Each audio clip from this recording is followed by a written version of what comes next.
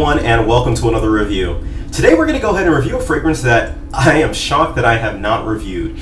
It was brought to me, to my attention by a sub. This has been featured in many of my top 10 videos, so I figured, hey, why not? It's time to review this fragrance. Now, the fragrance we're going to go ahead and review today is none other than Guerlain's Vetiver Frozen. Now, I have introduced this, and this comes with a disclaimer.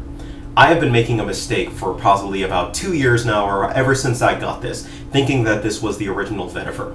Now, I always thought that even though the bottle was different, was that this was still the same Vetiver in the same bottle, and it was just a different kind of bottle, just a repackaging, if you will.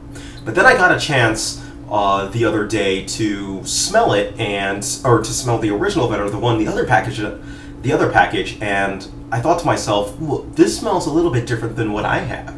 And then I went back, did some more research, and found out that this is actually the frozen version of Vetiver. So this whole time, when I just been introducing it as Vetiver, I should have been introducing it as Vetiver Frozen. So, or Eau Glace, or Eau Glace, I'm not sure how to pronounce it. But it's G-L-A-C-E-E.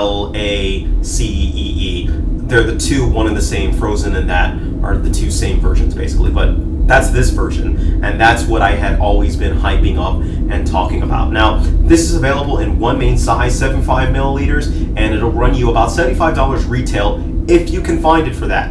I see this, I've had a hard time actually tracking this one down, and most of the versions of this that I see are usually available for anywhere between like $115 and $200 plus.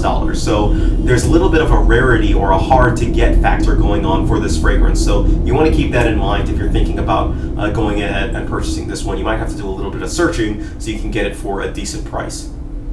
With that, let's go ahead and get into the notes. The notes of this fragrance consist of, we've got at our top, orange, lime, and bergamot. For our mid, we have nutmeg, pepper, and neroli. And for our base, we have tonka bean and vetiver.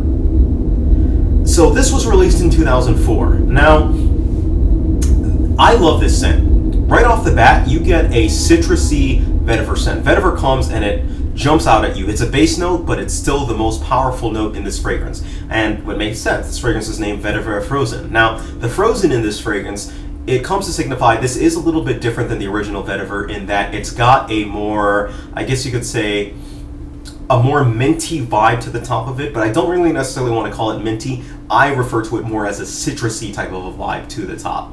Now, the citrus, we're talking about the bergamot, and we're talking about the neroli, really are the two main things that are really bringing out this citrusy vibe to it. Most Vetivers can get really earthy and really dirty, if you will. That doesn't happen with this scent. This scent, the citrus really tames it to be a very pleasant smell, and the Vetiver really carries the scent through it. So it smells very masculine, very much what a gentleman should smell like. And the citrus notes kind of give it this, the bergamot and the neroli give it this playfulness to it and this openness that just carries throughout the scent. Because this scent lasts easily 8+ hours, which is another great thing for a scent that really is citrus and vetiver based.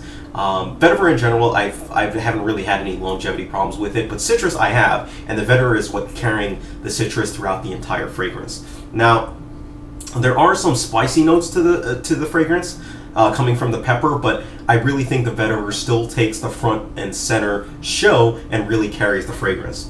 Now, I go between 4 and 5 sprays for this fragrance, but really figure out what works for you on this one, because for some people it may be a little bit less, for some people it may be a little bit more. I think it's a great work fragrance and a great suit and tie fragrance. Perfect work fragrance, and if you look back, you'll see it on my vids. That's really where this sucker lands, and it's on work. It's specialized at work. I get a ton of compliments. Well, speaking of compliments at work, it's overflowing. You get a ton of compliments to the point of, oh, what is that you're wearing? Because I want to get the same thing for my husband. You smell very professional. You smell very approachable. And you just smell great. Those are the kind of comments that I get when I'm wearing the scent, especially when I go on full blast and start applying like 5 to 7 sprays, because it's not really one that you can truly overspray on that. So another great thing about the scent and what it does. Now, age group, I think any age group can go ahead and rock this one. whether you be in high school, you're a teenager, or an older person, I think you can go ahead and pull this one off. And the performance, as I've mentioned, is actually great on this. The performance, the projection is great. People are going to smell you when you spray it on, and people are going to be able to, you know, get by you, if you will. But it's not. It doesn't have a great. I'd say it has average sillage. In other words, as you pass people, as you leave the area, you're not going to really leave a huge sillage trail. The scent is going to stay with you, which is a positive on that. In work, I don't want to be the guy who's leaving behind a scent trail to the point where I leave a room and people come in, they're like, oh, Cody was here. No, it actually goes with me, and while I'm in the room is when I get the compliments for this actual scent. So it's actually fantastic on that. Now, season-wise, another specialty for this. One may think that this is geared towards summer, and I have heard a lot of comments that this is really a great summer scent, but I think this is a great year-round scent. I find myself wearing this heavily in the winter as well too. It's one that is strong enough that it cuts through the cold air and it fits those scenarios just as fine. But I will say that if I was to choose one season, it would be summer, because the mint and the vetiver, or not the mint because there is no mint in it, but the citrusy vibe off the top is really what makes this scent.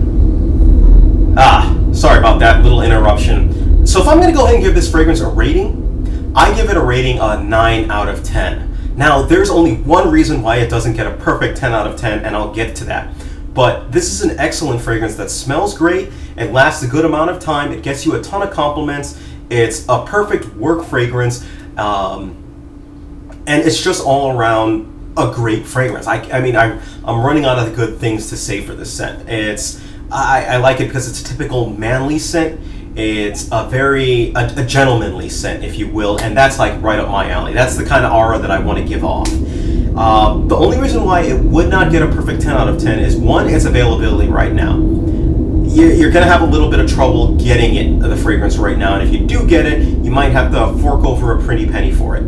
The second reason is, although it's highly versatile and I think you could wear it any season, I do think that it's more tailored towards suit and tie and work. All right?